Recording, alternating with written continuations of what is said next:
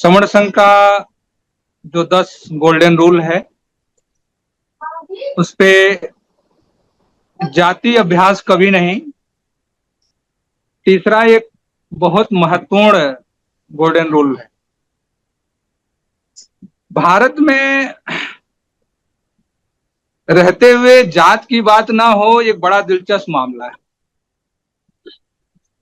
और एक भारत में या कहें दुनिया में खोजे जाने वाली सबसे अद्भुत अगर कोई चीज है तो भारत में खोजी गई जाति व्यवस्था।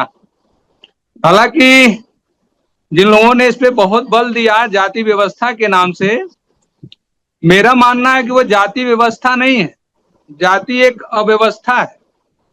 व्यवस्था होती तो लोगों को सम्मान, सत्कार, सम्मान, समानता, बंधुता, भाईचारा, बराबरी की बात होती व्यवस्था होती तब।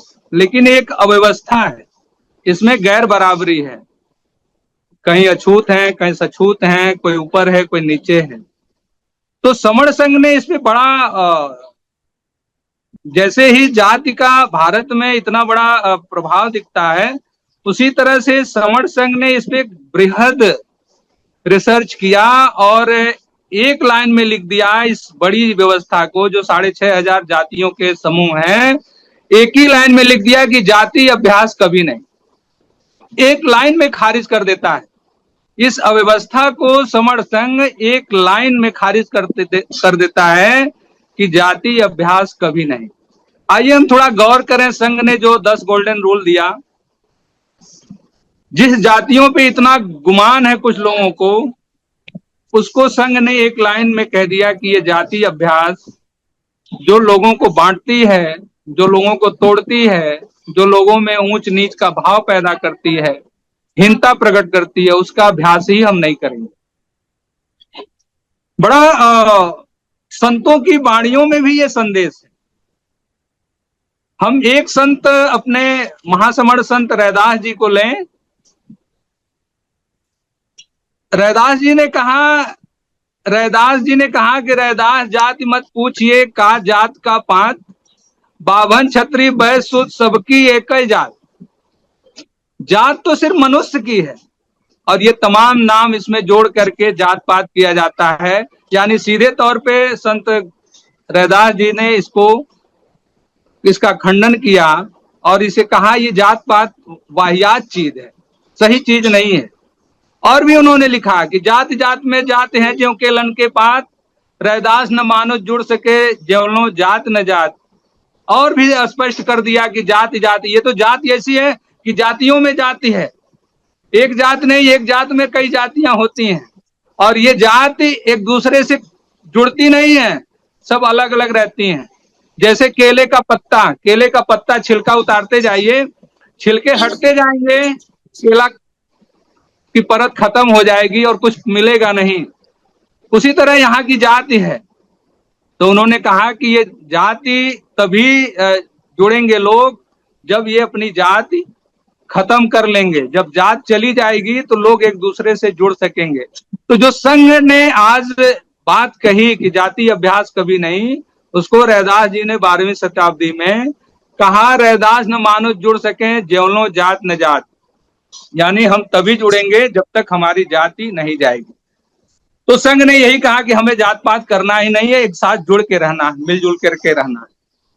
और एक चीज और है जात के आधार पे कि रैदास जन्म के कारण होत न को नीच, नरको नीच कर डारे हैं ओछ कर्म के नीच। किसी को ऊंच नीच करने की जो पैमाना है ना, वो उसके निम्न कर्म है और ऊंचे कर्म है। अच्छे कर्मों से लोग सम्मानित होंगे और बुरे कर्मों से लोग अपमानित होंगे। तो ये भी बड़ा अच्छा संत रैदास जी की वाणी से मिला। अब हम बात करते हैं इस जाति को किसने बनाई, क्यों बनाई, क्या लाभ होना था, क्या हानि हुई, इस जाति को किस उद्देश्य से निर्मित किया गया। हालांकि भारत जैसे कृषि प्रधान देश में, खेती प्रधान देश में कार्यों की प्रधानता है, कामों की प्रधानता है, दुनिया में है। जब तक कार्य नहीं होंगे, उत्पादन नहीं होगा, तब तक निर्माण नहीं होंगे, तब तक देश की उन्नति, विकास नहीं हो पाएगा, लोगों की प्रति व्यक्ति आय नहीं बढ़ेगी। उस दृष्टि से कार्य ही हमारे जो थे, जो काम थे हमारे, वही काम कुछ षड्यंत्रकारियों ने जात के एक षड्यंत्र में उसे ऊंच नीच की एक बंटवारे में तब्दील कर दिया। उस काम को, काम की पहचान को 6,500 जातियों के समूह में टुकड़े टुकड़े कर दिया और उनको निम्न दृष्टि से देखता, हे दृष्टि से देखा, उन्हें तरह तरह के उलाहने से देखा। और मुझे तो लगता है कि ये उलाहने ताने देने का एक षड्यंत्र हुआ, क्योंकि लोगों ने इस काम को छोड़ करके कहा ये काम मेरे लिए अशुभ गलत है, और हम अपनी उन्नति कैसे करें, इस उन्नति को पाने के लिए, अपने को ऊंचा उठाने और आगे बढ़ने के लिए किसी अदृश्य शक्ति पर निर्भर हो गए। काम छोड़ दिया, अदृश्य शक्ति पर निर्भर हो गए कि भगवान ने या किसी पराशक्ति ने हमें जो कुछ बनाया दिया उसी के आधार पे है, इसलिए जो कुछ होगा उन्हीं के आधार पे होगा। और आगे देखा जाए तो उन सारे कामियों को जिन लोगों ने जब कभी कोसा था, आज वही सारे कार्य अपना लिए, हर काम को उसको बड़े पैमाने पर अपना करके उससे पैसे और इनकम के स्रोत बना लिए, और जो इस काम के माहिर लोग थे, जानकार लोग थे, आज वो दर दर भटकते हैं, वो काम ढूंढते हैं, मांगते हैं। तो एक षड्यंत्र भी इसको कहा जा सकता है। हम जब ये बात संघ की दृष्टि से देखते हैं तो ये तो जरूर है कि संघ ने जो रिसर्च और अध्ययन और पुरातन अपनी पहचान की तरफ लौटा तो देखा कि ये जाति हमें जो बाधा है, हमारे एक दूसरे के साथ उठने बैठने, खाने पीने, शादी ब्याह, संस्कार के लिए बाधा जो बनी हुई है, अगर हम देश के 120 करोड़ लोगों तक पहुंचते हैं तो ये जाति को तोड़े बिना हम लोगों तक नहीं पहुंचेंगे। और इस जाति को अभ्यास से हटाना ही हमारे लिए है। इसके लिए बाबा साहब ने तो एक अच्छा ग्रंथ लिखा, जाति तोड़ो मंडल, यानी जाति का विनाश, इस जाति को मिटा दो, जला दो, जो जाति एक दूसरे से जोड़ती ना हो, एक दूसरे के भाईचारे में बाधा। दृष्टि से अगर हम देश के 120 करोड़ लोगों के पास पहुंचते हैं,